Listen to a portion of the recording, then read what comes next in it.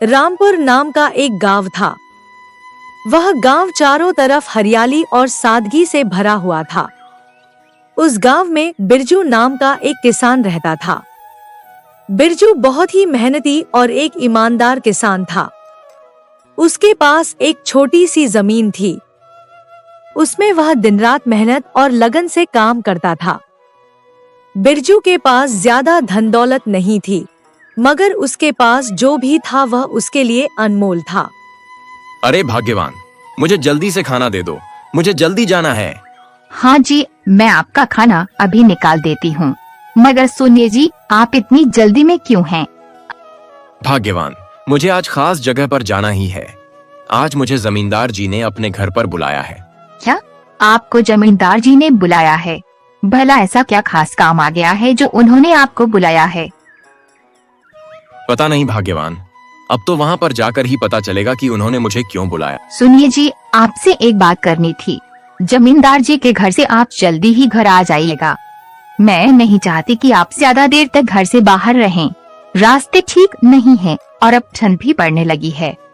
इतना कहकर बिरजू घर से चला जाता है और वह दिन भर खेतों पर काम करता है। जैसे ही शाम होती है, बिरजू जमींदार जी के घर पर जाता है। आओ आओ बिरजू, और कहो, सब कैसा चल रहा है? सब ठीक है ना? और सब काम काज कैसा चल रहा है तुम्हारा? सब बढ़िया है मालिक, बस इस बार खेती में थोड़ा ज्यादा मेहनत करनी है। सोच रहा हूँ कि इस बार ज्यादा से ज्यादा उपज हो ताकि अपने बेटे को शहर भेजकर पढ़ा सकूं। अरे बिरजू, तुम्हारे बेटे को शहर में पढ़ने के लिए तो बहुत बड़ी रकम चाहिए, पर क्या इतनी बड़ी रकम तुम्हारा छोटा सा खेत पूरा कर पाएगा? हाँ मालिक, मैं जानता हूँ, पर मैं कर भी क्या सकता हूँ। अपने खेत में दिन दुगनी रात चौगुनी मेहनत तो कर ही रहा हूँ, और देना ना देना तो सब ऊपर वाले की मर्जी पर निर्भर है। हाँ बिरजू, तुम तो सच में बहुत ही मेहनती हो। अरे मैं तो तुम्हें एक बात बताना भूल ही गया। क्या बात है मालिक, कहिए ना। मेरी गेहूं की बोरियां शहर पहुंचानी हैं। अगर तुम अपनी बैलगाड़ी से मेरा यह काम कर दो तो बदले में मैं तुम्हें अपनी 5 बीघा जमीन तुम्हें जोतने के लिए दे दूंगा, और उसका कोई भी किराया या पैसा तुम्हें मुझे नहीं देना होगा। बिरजू, आज तक मैंने कभी भी झूठ नहीं बोला। यह तुम्हारी ईमानदारी और मेहनत को देखते हुए तुम्हारे लिए मेरी तरफ से यह तोहफा है। तुम अपने बेटे को शहर में पढ़ाओ लिखा और उसे एक बड़ा आदमी बनाओ। मैं आपकी यह बोरियां जरूर शहर पहुंचाऊंगा, और आपकी जमीन में मैं इस बार ऐसी मेहनत करूंगा कि आपकी फसल दोगुनी होगी। आपका यह एहसान मैं कभी नहीं भूलूंगा। इतना कहकर बिरजू वहाँ से अपने घर को चला जाता है। अरे ओ भाग्यवान, कहाँ हो? जरा सुनो तो, एक बहुत अच्छी खबर लाया हूँ। अजी, क्या हुआ जी? आप बड़े खुश दिखाई दे रहे हैं। कोई खास बात है क्या? जमींदार साहब ने मुझे अपनी 5 बीघा जमीन खेती के लिए दी है, और उसकी फसल में से वे कुछ भी नहीं लेंगे। उसमें से जितना अनाज उगेगा वह सब हमारा होगा, पर इसके बदले में मुझे उनकी गेहूं की बोरियां अपनी बैलगाड़ी से शहर पहुंचानी होंगी। हाँ जी, ये तो बहुत अच्छी बात है। ऐसा मौका हर किसी को कहाँ मिलता है। अगर ऐसा हुआ तो हमारे पास भी अच्छे खासे पैसे आ जाएंगे। अब लग रहा है कि हमारे दिन बदलने वाले हैं। अब हम अपने बेटे को शहर भेजकर अच्छी शिक्षा देंगे। अगले दिन बिरजू घर से जल्दी निकल जाता है और जमींदार जी के यहाँ जाता है, और वहाँ से बोरियां अपनी बैलगाड़ी में रखकर शहर के लिए निकल जाता है। बोरियां लेकर बिरजू शहर किशन लाल के यहाँ पहुँचता है। हरी काका, जमींदार जी ने आपको यहाँ बोरियां पहुँचाने को बोला था। अरे हाँ बिरजू, मैं तो भूल ही गया था। अच्छा, तो तुम बहुत दूर गांव से आए हो, तो चलो कुछ नाश्ता पानी कर लो। अब मैं चलता हूँ, अगली बार आऊंगा तब नाश्ता पानी करूंगा। कुछ ही दूर चलने पर एक समोसे वाले की दुकान आती है। अरे भाई, समोसे कैसे कैसे बेच रहे हो? अच्छा ठीक है, 5 समोसे दे दो, और थोड़ी जलेबी भी डाल देना। बिरजू समोसे और जलेबी ले लेता है और कुछ ही देर में चलते हुए वह अपने घर पहुंच जाता है। अजी, आज इतनी देर कैसे हो गई? आज तो आपको बहुत समय लग गया। इतनी देर से कोई घर आता है क्या? सुनिए जी, मैंने आपसे कितनी बार कहा है कि घर समय पर आया कीजिए, मगर आप हमेशा किसी न किसी काम में व्यस्त हो जाते हैं और समय पर घर नहीं आते। भाग्यवान सेठ जी के घर गया था। उनकी गेहूं की बोरियों को शहर में पहुंचाना था। बोरियों को जगह जगह पर देने में देर हो गई।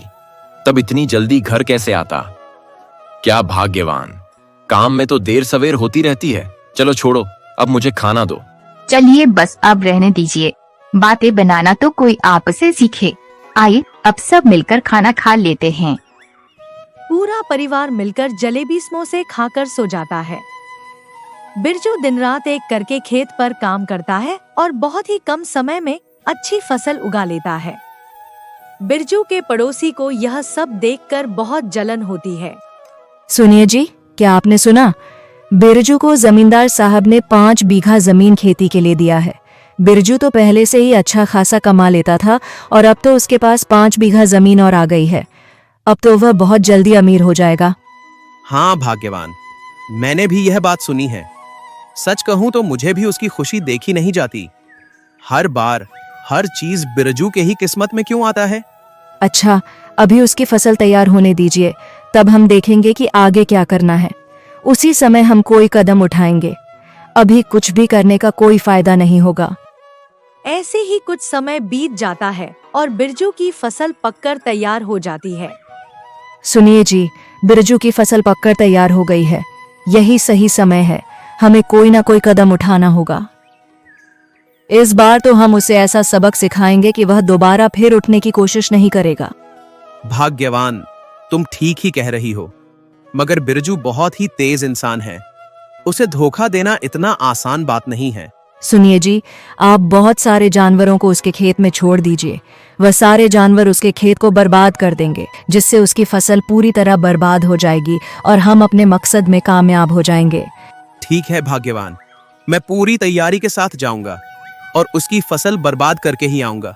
सुखीलाल बिरजू के खेत पर उसके बहुत सारे जानवरों को लेकर जाता है और उसके खेत में छोड़ देता है। और आप खुद एक पेड़ के नीचे छिपकर यह सब देख रहा होता है। तो बिरजू और उसकी पत्नी जानकी दोनों खेत पर जाते हैं। बिरजू अपनी फसल की ऐसी स्थिति को देखकर बहुत ही मायूस हो जाता है। तब बिरजू की पत्नी उसे हिम्मत देते हुए कहती है, सुनिए जी, आप मायूस मत होइए। जिसने भी ये किया है उसने हमारी हिम्मत को तोड़ने की कोशिश की है, मगर हम हार नहीं मानेंगे।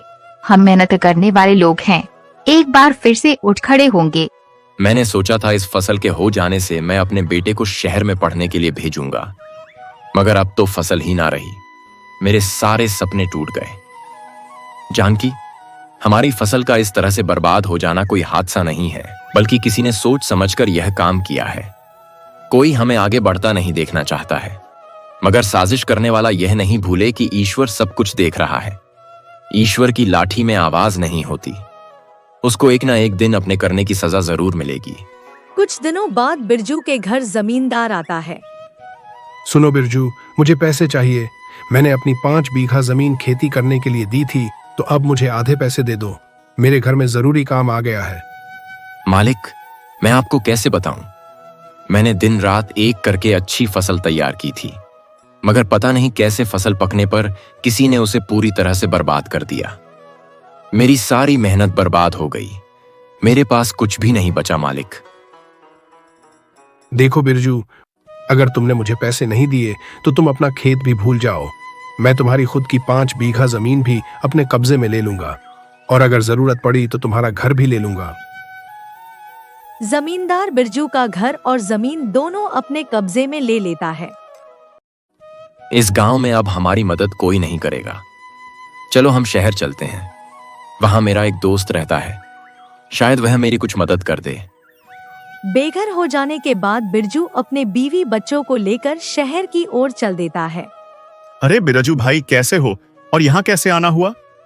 और भाभी को भी साथ में लाए हो? बड़ी खुशी हुई तुम्हें यहाँ देखकर। किशन भाई, हमारे नसीब में अब खुशी कहाँ है?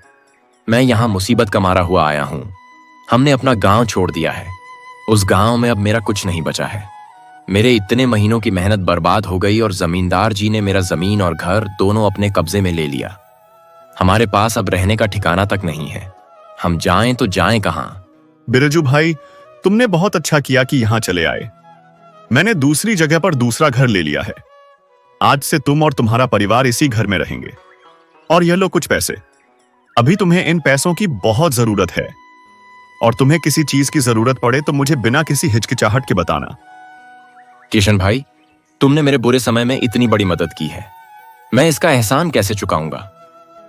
बिरजू भाई, असली दोस्त वही होता है जो बुरे समय में तुम्हारे साथ खड़ा हो। और तुमने तो अपनी दोस्ती और ईमानदारी से हमेशा अपनी दोस्ती का फर्ज निभाया है। इसलिए अब मेरा भी फर्ज बनता है कि मैं तुम्हारे बुरे समय में तुम्हारी मदद करूं। यह घर तुम्हारा है। अच्छा तो ठीक है बिरजू भाई, अब मैं चलता हूं। सुनो भाग्यवान, हमें रहने के लिए घर तो मिल गया है, मगर इस शहर में जीने के लिए हमने कुछ ना कुछ तो करना ही पड़ेगा। लेकिन मैं क्या करूं, मुझे कुछ समझ में नहीं आ रहा है। अजी, आप चिंता मत कीजिए, मेरे मन में एक ख्याल आया है। आपके दोस्त ने जो थोड़े पैसे दिए हैं उन्हें बाजार में ले जाकर समोसे की सामग्री ले आइए। हम समोसे बनाकर बेचेंगे और अब सर्दियां भी शुरू हो रही हैं, तो लोग बड़े चाव से सर्दियों में समोसे खाएंगे। अगर हमारे समोसे का दुकान चल गया तो हमारे पास भी अच्छे खासे पैसे आ जाएंगे। बिरजू बाजार जाकर उन पैसों से समोसा बनाने की सामग्री ले आता है। फिर जानकी उन सामग्री से समोसे बनाती है। जानकी कुछ समोसे बनाकर बिरजू को देती है और बिरजू उन समोसों को बेचने के लिए निकल पड़ता है। समोसे ले लो, समोसे, स्वादिष्ट समोसे ले लो। खाओगे एक बार, मांगोगे बार बार। जरा गरम गरम हमारे समोसे खाकर तो देखो भैया, दिल खुश हो जाएगा। समोसे ले लो, समोसे। समोसे का दाम है, आलू इनाम है। गर्मा गर्म समोसे बहन, बिल्कुल गर्मा गर्म समोसे हैं। 1 रुपये का एक समोसा है। बोलिए बहन जी, कितने समोसे दूं? धीरे धीरे करके बिरजू के सारे समोसे बिक जाते हैं और बिरजू घर वापस आ जाता है। अब रोजाना बिरजू इस तरह से समोसा बनाकर बेचता और बिरजू का सारा समोसा हाथों हाथ बिक जाता था। इस तरह बिरजू का समोसे का व्यापार अच्छा खासा चलने लगा और बिरजू की अच्छी आमदनी होने लगी। और शहर में ही बिरजू ने एक समोसे और चाय की अच्छी सी दुकान खोल ली। अब उनकी परेशानी बिल्कुल दूर हो चुकी थी। एक दिन बिरजू को अपने गांव की बहुत याद आती है और वह अपनी पत्नी से कहता है, जानकी, मुझे अपने गांव की बहुत याद आती है। शहर में तो भाग दौड़ की जिंदगी है, मगर हमारे गांव में एक अलग ही सुकून है। मुझे मेरे खेत की मिट्टी, गांव का वह अपनापन और मेरे खेत खलिहान सब बहुत याद आते हैं। अब तो हमारे पास पैसा भी है, तो हम जमींदार जी से अपनी पुश्तैनी जमीन वापस ले सकते हैं। ठीक है जी, अगर आप चाहते हैं कि हम गांव में जाकर ही रहें तो हम वहीं जाकर रहेंगे। वैसे भी वहाँ अलग ही सुकून है। बिरजू किशनलाल से बोलकर अपना गांव लौट आता है। वहीं दूसरी ओर बिरजू के पड़ोसियों की बहुत ही बुरी हालत थी। वह बहुत ही गरीब हो चुके थे। उनके पास खाने के लिए अन्न का एक दाना नहीं था और उन्हें बीमारी ने चारों तरफ से घेर लिया था। उनके मन में बहुत ही पछतावा था। वह बिरजू से मिलकर माफी मांगना चाहते थे। जब उन्हें पता चला कि बिरजू गांव में वापस लौट आया है, तब वह बिरजू के घर जाते हैं। बिरजू भाई, हमें माफ कर दो। मैं ही वह था जिसने तुम्हारी फसल बर्बाद की थी। तुम्हारे बढ़ते कदम मैं रोकना चाहता था। जलन ने मेरी आंखों पर पट्टी बांध दी थी, पर आज मैं उस पाप का बोझ नहीं उठा पा रहा हूं बिरजू। मेरी आत्मा हर दिन मुझे इस गुनाह के लिए कोसती है। इसीलिए बिरजू भाई, मुझे माफ कर दो। मैं बहुत ही शर्मिंदा हूं। तो वह तुम थे सुखीलाल, जिसने हमसे हमारा घर, हमारी खुशियां सब कुछ छीन ली थी। तुम्हारे कारण मेरे परिवार को कितनी तकलीफ झेलनी पड़ी, कितना संघर्ष करना पड़ा। सुखीलाल, ऊपर वाला सब देखता है, वह कभी किसी का बुरा नहीं करता। तुम अपनी गलती मान चुके हो और अपने किए पर पछता रहे हो, इसलिए माफी मुझसे नहीं, ऊपर वाले से मांगो, क्योंकि एक दिन सबको उसी के पास जाना है और हम सबके गुनाहों को माफी देने वाला वही है। मैंने तो तुम्हें माफ कर दिया है। अब बिरजू जमींदार से अपने खेत और घर छुड़वा लेता है और वह खुशी खुशी जीवन बिताने लगते हैं। अगर हमारी कहानी आपको पसंद आई हो तो हमारे वीडियो को लाइक करके चैनल को सब्सक्राइब करें और एक प्यारा सा कमेंट जरूर करें।